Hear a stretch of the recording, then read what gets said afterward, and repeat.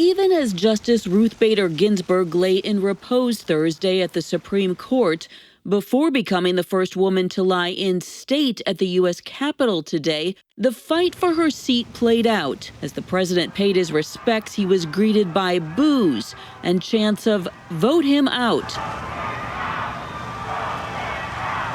It didn't surprise pro-life activist Mallory Quigley, who says if Democrats push back too hard against the president's nominee, they run the risk of turning off swing voters. I think it really will depend on Joe Biden and the tone that he sets, the tone that his campaign sets.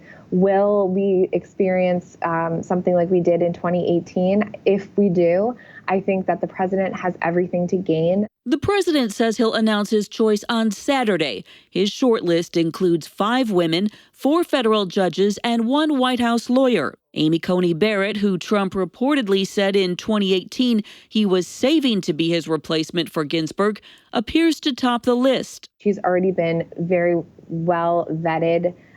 She was on the short list for the Kavanaugh seat, and she should be able to move through that process very quickly. A lot of senators have already met her. Barrett, a devout Catholic, appeals to the president's religious base.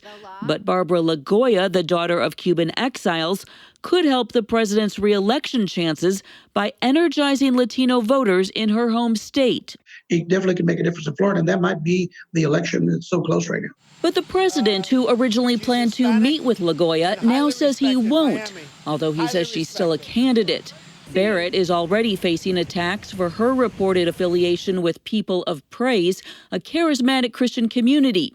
In the past, it used the term handmaid to refer to female members. Still, most agree that there's little the Democrats can do to block a Trump nominee outside of a perfectly executed pressure campaign that would strip away 4 crucial GOP Senate votes. So far, 2 Republicans, Susan Collins and Lisa Murkowski, have said the Senate should wait until after the election to move ahead with the confirmation process.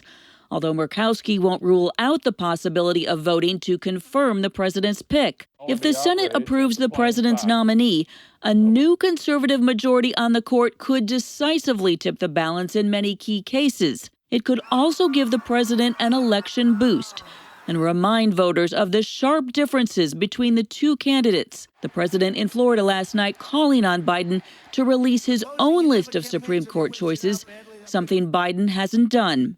Heather Sells, CBN News. Well, get ready for a lot of anti-Christian bigotry to be on full display. I think this is going to be no holds barred. It's going to make the Kavanaugh hearing look like a walk in the park in comparison. This is going to be a blood sport, and you're going to hear a lot about whoever the nominee ultimately is. You're going to hear a lot about wherever they go to church and what do they believe, and is this radical, is this not radical? You're going to hear a lot about their dogma speaking loudly. Let me underline what the Constitution says. There is no religious test for office. That is part of our Constitution, part of our secular republic, that you should never have that.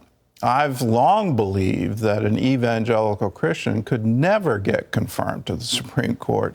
This is an unfortunate fact of what we're dealing with in terms of our politics today.